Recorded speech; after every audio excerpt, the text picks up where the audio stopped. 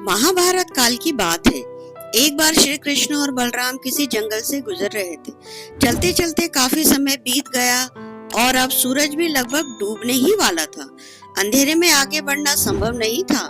इसलिए कृष्ण बोले, बलराम भैया, हम ऐसा करते हैं, अब सुबह होने तक यहीं ठहर जाते हैं। भोर होते ही हम अपने गंतव्य की ओर बढ़ चलेंगे। बलराम बोले, इस घने जंगल में हमें खतरा हो सकता है, यहाँ सोना उचित नहीं होगा, हमें जागकर ही रात बितानी होगी। अच्छा, ऐसा करते हैं कि पहले मैं सोता हूँ और तुम पहरा देते रहो, और फिर जैसे ही तुम्हें नींद आने लगे तुम मुझे जगा देना, तब मैं पहरा दूंगा और तुम सो जाना।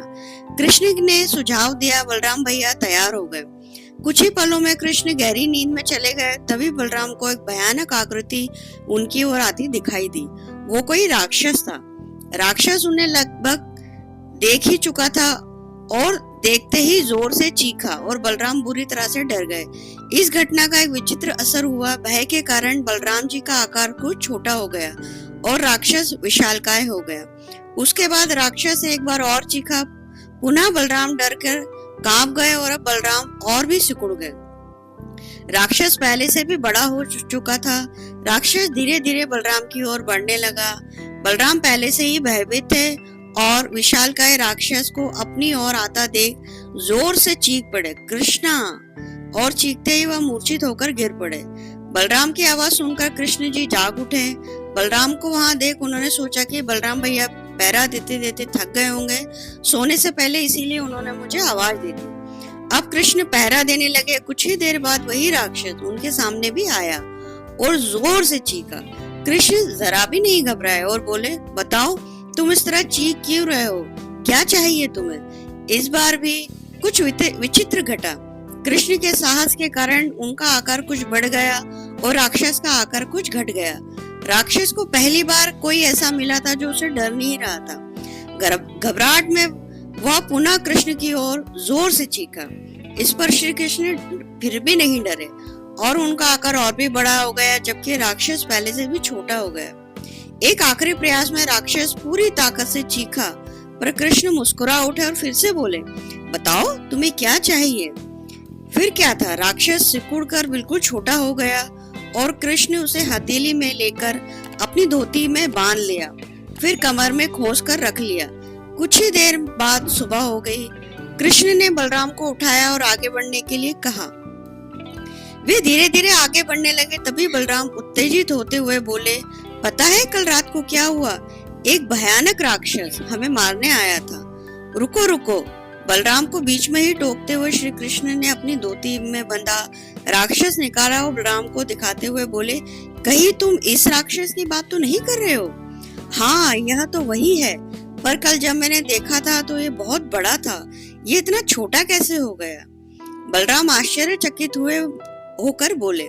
कृष्ण बोले, जब जीवन में तुम किसी ऐसी चीज से बचने की कोशिश करते हो जिसका तुम सामना नहीं करना चाहते, तो अब उसी स्थिति में वह चीज तुमसे बड़ी हो जाती है और तुम पर नियंत्रण करने लगती है। लेकिन जब तुम उस चीज का सामना करते हो जिसका सामना तुम्हें करना चाहिए, तो वह तुमसे बड़े हो जाते हैं और उसे नियंत्रित करने लगते हो।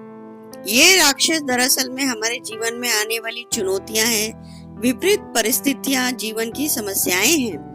अगर हम इन परिस्थितियों को नजरअंदाज करते हैं तो ये समस्याएं और भी बड़ी होती चली जाती हैं और अंततः हमें कंट्रोल करने लगती हैं। लेकिन अगर हम इनका सामना करते हैं हिम्मत के साथ, तो यही समस्याएं धीरे धीरे छोटी होती चली जाती हैं और अंततः हम उन पर काबू पा लेते हैं। इसलिए जब कभी भी जीवन में ऐसी समस्याएं आए जिनका सामना आपको करना ही चाहिए, तो उसे अवॉइड नहीं करना चाहिए।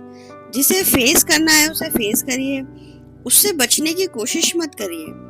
जब आप ऐसा करेंगे तो देखते ही देखते वे समस्याएं इतनी छोटी हो जाएंगी कि आप आराम से उन पर नियंत्रण कर सकेंगे और हमेशा हमेशा के लिए आप उन्हें खत्म कर सकेंगे।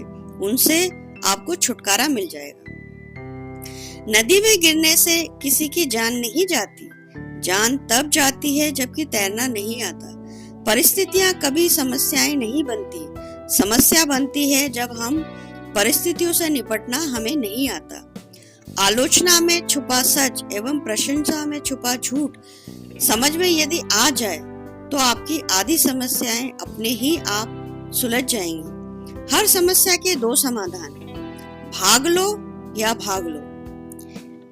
सभी समस्याओं का कारण केवल दो शब्द, जल्दी और देरी है। हम अपने सपने जल्दी देखते हैं पर उन पर अमल करना, कार्यवाही करने में देर करते हैं। भरोसा बहुत करते हैं पर क्षमा बहुत देरी से करते हैं। नाराज बहुत जल्दी होते हैं पर माफ बहुत देरी में मांगते हैं। और हताश बहुत जल्दी होते हैं पर पुनः प्रयासों में देरी करते हैं। समस्याओं को अपनी कोई साइज नहीं होता, वह तो सिर्फ हमारे हल करने की क्षमता पर छोटी या बड़ी होती है। ज्यादातर पीड़ा जीवन की वास्तविक चुनौतियों से उत्पन्न नहीं होती बल्कि उन काल्पनिक समस्याओं से होती है जिसे मस्तिष्क उत्पन्न करता है। मेहनत और समस्या का हल देरी से ही सही पर मिलता जरूर है। दोस्तों, अगर आपको हमारी ये प्रस्तुति पसंद आई है तो हमारे चैनल को लाइक करें, शेयर करें और हमें कमेंट करके बताएं आपकी क्या राय है इस बारे में। दोस्तों, अब मैं आपको मिलूंगी अगले वीडियो में एक नई कहानी के साथ। धन्यवाद।